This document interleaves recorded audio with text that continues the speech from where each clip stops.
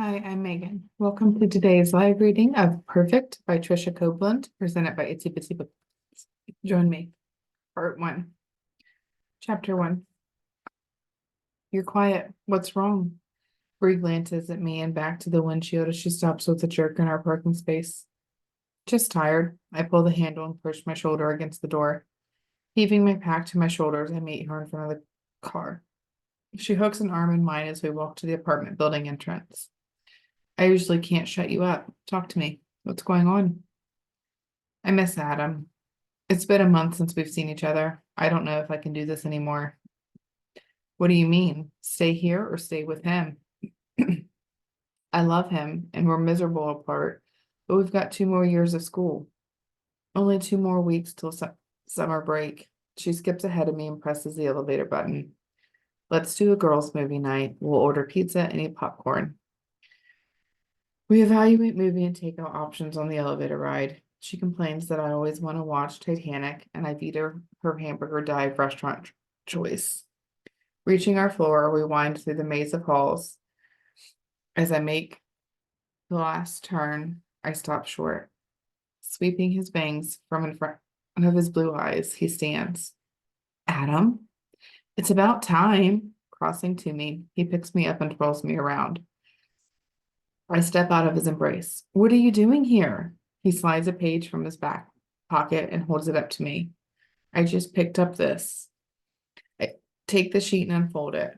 Adam Stephen Hamilton, scheduled for fall semester. The top reads. You're going to school here? My mouth hangs open. I hope that's okay. Of course, it's amazing. Well, in that case, I have something else.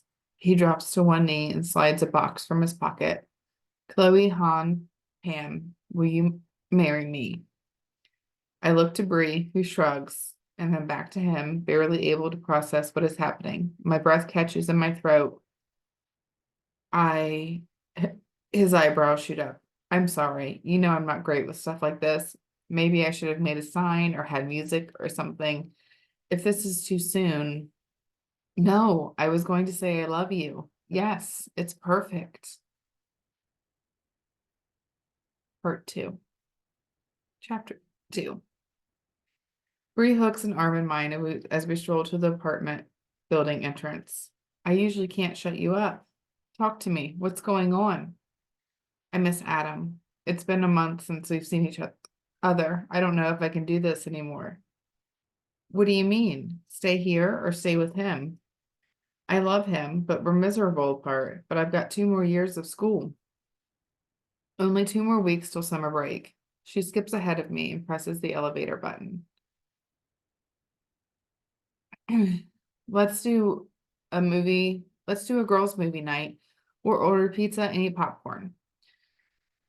We evaluate movie and takeout options on the elevator ride. She complains that I always want to watch Titanic and I veto her hamburger dive restaurant choice.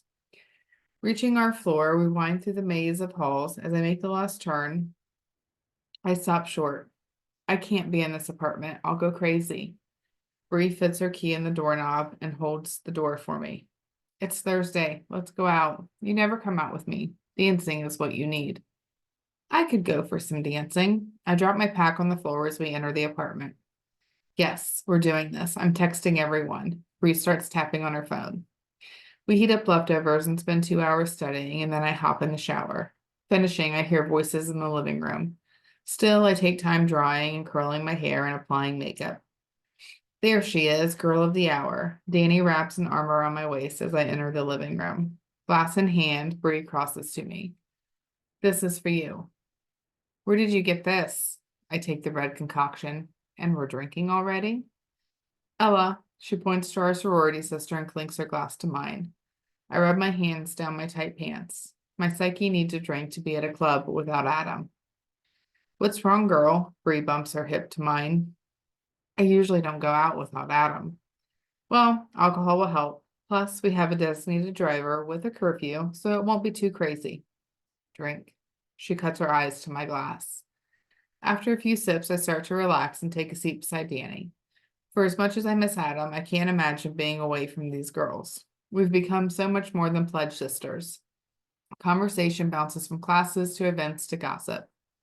Okay, we've devolved. It's 9:30. We should get going. Bree jumps up and grabs her bag. The six of us squeeze into Ella's hatchback.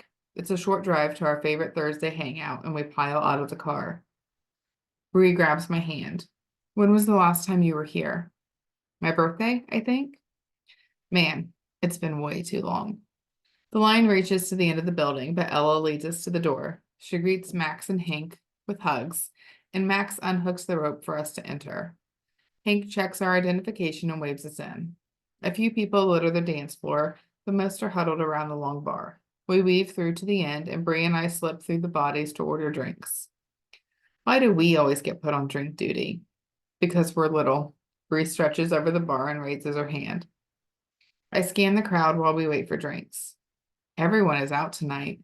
Yeah, because it's like the last hurrah before studying for finals. Here you go. The bartender slides me 3 Cokes. Pocketing my credit card, I slide back through the mush of people to our group. Ella slips a flask from her bag and adds some vodka to our glasses. If my mom could see me now. I deserve this, I tell myself. All work and no fun makes me miserable.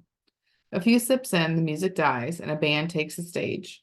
Grabbing my hand, Bree pulls me to the dance floor. The group starts with a fast dance smash, and we set our drinks beside the stage. Moving to the beat, I let the music replace my worries of Adam and finals and summer. Several guys join us, and Ella yells introductions over the booming bass. I nod, committing the names Dominique, Cohen, Gareth, and Isaac to memory. Wait, I point at Isaac. You play basketball. Very good. Bree kisses me on the cheek and whispers in my ear. Points for knowing that much. I roll my eyes. I pay attention mostly. Mush between Bree and Isaac, I try to ignore being backed against his chest as we move to the music. Still, I can't help feeling uneasy. You shouldn't be here without Adam. My inner voice kicks in. The song ends and a slow tune starts. The guy beside Bree wraps his arms around her. Isaac reaches over me, grabs my hand, and spins me to face him. He holds out his other palm. I glance around. Everyone is paired up. It's not that big of a deal to have one dance, right? Wrong, my brain says. I shake my head and pull my hand away from his. Ducking through the crowd, I find my drink and shoot for the edge of the crowd. Reaching the bar, I realize Isaac is behind me. He bends down so we're eye level. Sorry, I didn't mean to be pushy. No, no worries. I have a boyfriend, so... I take a long sip of my drink. Want to play pool? Isaac motions to an empty table. Sure. I down the last of my drink.